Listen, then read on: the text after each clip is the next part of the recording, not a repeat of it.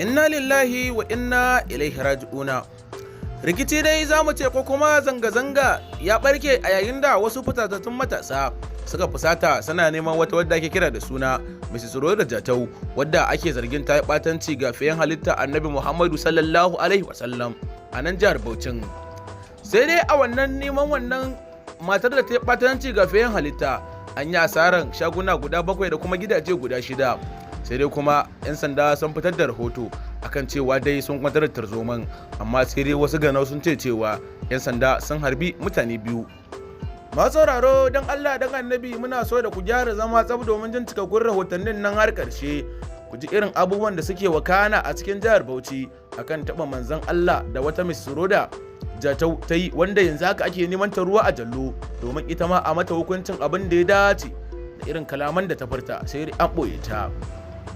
Masu sauraro, idan wannan shine farkon ka mana ziyara wannan tasha tamu mai albarka, kafin mu tsunduma gundanar rahotannin, muna so da ku danna mana subscribe game da danna mana ƙararrawan sanarwa kamar haka.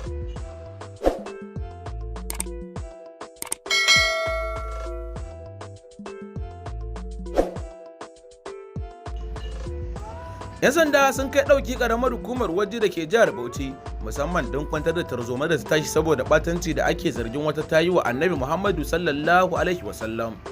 Wasu matasa sun bazama neman wata Rhoda Jatau bisa zargin ta ɓatanci, inda rashin ganin ta yasa suka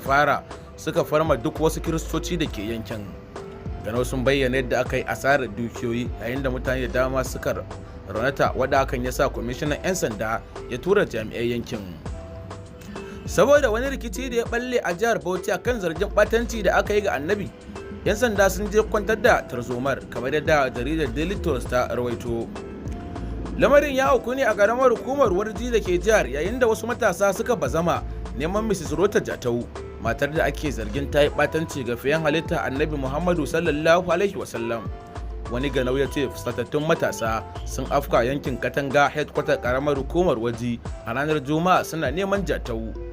An samu rahoto akan yadda wasu mazauna yankin suka tsere da Jatau don nema mata hanyar tsira, wanda hakan ya janyo asarar dukiyoyi har da gidaje guda 11 da aka banka wuta bisa rashin ganin Jatau din, game da jaridar Daily Trust ta rawaito. Wato dai tuni da wasu mutanen garin din suka tsere da ita Mrs. Rhoda Jatau din, wadda wannan fusatattun matasan suke nema sakamakon ta yi ɓatanci ga fiyen halitta Annabi Muhammadu sallallahu alaihi wasallam. Malaman addinin yankin sun sanar da manema labarai cewa suna ta iyakar kokarinsu wurin kwantar da hankalin matasan. Kwamishinan 'yan sanda CP Umar Mamman Sanda ya shaida yadda ya tura jami'ansa yankin kuma ya umarci a yi bincike akan lamarin. Yayin bayar da bayani akan yadda lamarin ya auku, jami'an hulɗa da jama'a rundunar 'yan sanda ta jihar Muhammad Ahmad Wakili ya ce a ranar 20 ga watan Mayu shekara ta 2022 wasu matasa sun banka wa gidaje 6 da kuma shaguna 7 wuta, yayin da suka ji wa mutane da dama raunuka saboda wani sako mai cike da batanci da wata Rhoda Jatau mai shekaru 40 ma'aikaciyar lafiya a karamar hukumar Warji ta tura ta kafa sada zumunta. Tuni aka tura jami'an tsaro yankin don tabbatar da an kwantar da tarzoma. Yanzu komai dai yana nan ana ci gaba da sanin yadda za a kwantar da tarzomar. Fusatattun matasa a jihar Bauchi sun bazama neman matar da batanci ta taba mutuncin Annabi Muhammadu sallallahu alaihi wasallam. Sai dai matasan sun farma wasu kiristoci tare da lalata kayayyaki mallakar su sakamakon rashin ganin matar, wata tuni aka boye ta. A halin da ake ciki, rundunar 'yan sandan jihar ta bayyana cewa jami'anta sun yi nasarar kwantar da tarzomar, sun kuma ce tuni zaman lafiya ya dawo yankin.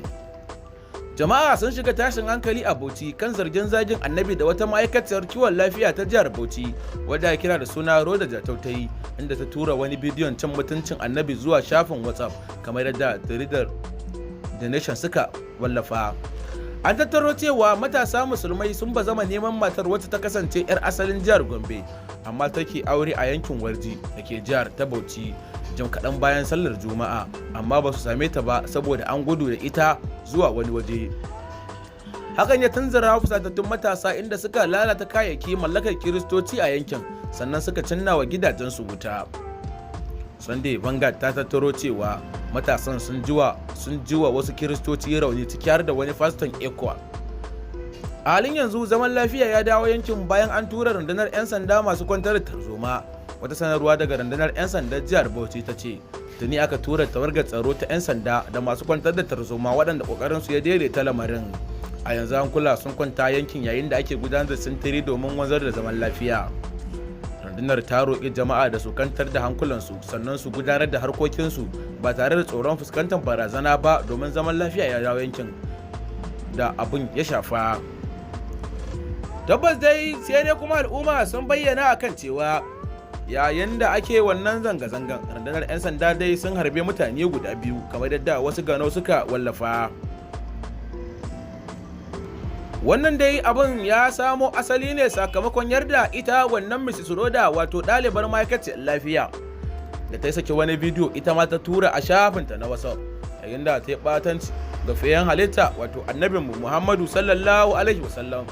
Kuma dai dama tuni dai matasa sun daɗe da zama a cikin fushi musamman ma irin abin da wato jaruman matasan da ake kiransu da jaruman gwarzon shekara ta 2022 da suka kashe wata kirista da ta yi ɓatanci ga fiyen halitta a nan kwalejin Shehu Shagari da ke nan cikin jihar Bauchi. Kuma dai tuni dai 'yan sanda suka kama mutane biyu waɗanda ake zargi da kisan wannan Dibora. Tuni dai dubbannin matasa musulmai suka fusata kuma kazalika suka tabbatar da jami'an tsaro da kuma duniya cewa muddin idan ana buƙatar zaman lafiya a ƙasar ta Najeriya da kuma Arewa to fa ya zama dole da a guji ɓatanci ga fiyen halitta Annabi Muhammadu sallallahu alaihi wasallam.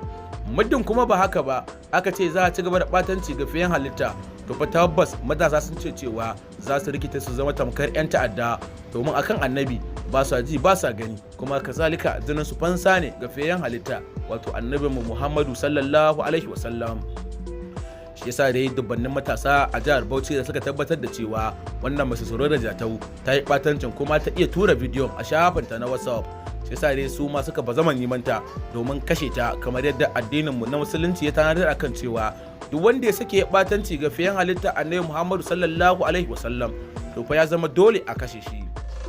Shi yasa dai dubbannin malamai suke kira ga hukuma da kuma gwamnatin Najeriya muddin suna so a daina kashe mutane to fa ya zama dole a daina ɓatanci ga fiyen halitta ko kuma idan suna so idan mutum ya ɓatanci matasa su daina ɗaukan matakai a hannunsu ya zama dole gwamnatin Najeriya duk wanda aka kama da laifin ya ɓatanci ga Annabi Muhammadu sallallahu alaihi wasallam to fa ya zama dole a yanke masa hukuncin kisa a gwamnatance. Muddin ba haka ba matasa sun ce cewa a shirye suke su ma da idan sun kama waɗanda ake zargi ko kuma suka yi ɓatanci ga fiyen halitta to fa nan take za su kashe sai dai su ma gwamnatin ta kashe su domin abin farin ciki ne ma ka kashe wanda ya yi ɓatanci ga fiyen halitta kai kuma gwamnati idan ta kashe ka idan an je lahira to fa za mu iya ce cewa ba kai fa ka ci banza domin idan an tambaya laifin mai kai aka kashe ka za ka iya cewa ka kashe wanda ya zagi annabi ne kaga dai za mu iya ce cewa ka ci banza. Masu sauraro duka 'yan takaitattun rahotannin kenan kun da ji irin yadda matasa a Bauchi suka so su nuna su ma jarumai ne domin su ma tabbatar da cewa su ma dai jihar Bauchi tana ɗaya daga cikin jihohin da aka yi ɓatanci ga annabi Muhammadu su ma aka kama aka yanka kamar abin da ya faru wato a ranar Alhamis da ta gabata a nan kwalejin Shehu Shagari yadda wasu matasa suka kashe wata yarinya sakamakon ta yi ɓatanci ga annabinmu. Tabbas dai dokan da gwamnatin Najeriya ta kafa akan cewa duk waɗanda aka kama da sun kashe wanda ta yi ɓatanci a kawo su gaban hukuma domin a yanke musu hukuncin abin da suka aikata. Dubbannin matasa dai a Najeriya musamman 'yan arewa sun ce cewa sun amince da wannan dokar da gwamnatin Najeriya ta kafa domin sun amince da duk wanda ya ɓatanci ga fiyen halitta su kashe in ya so gwamnatin Najeriya ita ma ta kashe. Domin dubbannin matasa sun ce cewa sun daɗe sun fuskanta cewa a Najeriya musamman ma a yankin arewa ba wanda aka rena sama da musulmai kuma idan aka duba ƙasar ta Najeriya za a samu musulmai suna da kusan kaso matsoka na yawan mutane a cikin ƙasar ta Najeriya musamman ma a yankunan arewa. Ta yaya za a ce cewa musulman yankunan arewa ba zagin kiristocin arewa suke yi ba amma don me zai sa kiristocin arewa su dinga zagin mana annabinmu Muhammadu sallallahu alaihi wasallam. Muddin ana son a zauna lafiya kamar yadda aka saba a daina taba mana annabi idan kuma an ki mu ma za mu ci gaba da ɗaukan hukuncin da ya dace domin mun tabbatar da cewa gwamnatin Najeriya da kuma tsarin kundin constitution na ƙasar tamu ta Najeriya ba ta yi daidai da tsarin addinin mu ba domin mu addinin musulunci ya tabbatar da cewa duk wanda ya batanci ga fiyen halitta to fa tabbas ya zama dole a kashe shi ko da kuwa ya tuba. Tabbas idan ana buƙatar zaman lafiya a Najeriya musamman ma yankunan arewa, ya ku kiristoci da kuke bibiyan wannan cewa tawo mai albarka, ga shawara kyauta. Muddin ana so a zauna lafiya kuma kun riga da kun san cewa mu musulmai mutane ne masu son zaman lafiya, amma idan aka taba mana annabinmu a nan ne za a fuskanci cewa mun fi 'yan ta'adda ma tashin hankali. Idan ana so a zauna lafiya kamar yadda aka saba a ci gaba da kasuwanci, a zama kamar 'yan uwan juna, kamar yadda ba mu zagin abin bautar ku, haka zalika kamar yadda ba mu aibata guraren bautan ku, to fa ya zama muku dole kar ku sake ku dinga batanci ga wato fiyen halitta annabinmu Muhammadu sallallahu alaihi wasallam, muddin ana son zaman lafiya. Amma kuma idan ba son zaman lafiya sai a ci gaba da batanci ga fiyen halitta, mu kuma ba za mu daina daukan matakai ba. Domin ita wannan mace tsoro da Jatau din tabbas ma ta rena wa mutane hankali, duk da irin abin da ya faru a kwalejin Shehu Shagari a jihar Sokoto, amma bai sa wannan mace tsoro da ta shiga taitayinta ba, ita ma sai da ta yi batancin, domin tunaninta ba za a iya daukan hukunci ba. Da ta tsaya da ta ga abin da ya faru, tuni da mace tsoro da Jatau ta cika riganta da iska domin gudun ita ma kar a kashe ta kamar yadda aka kashe Debora. Masu sauraro duka-duka 'yan takaitattar da watannin kenan da muka samu nasarar zaƙulo muku a daidai wannan lokaci.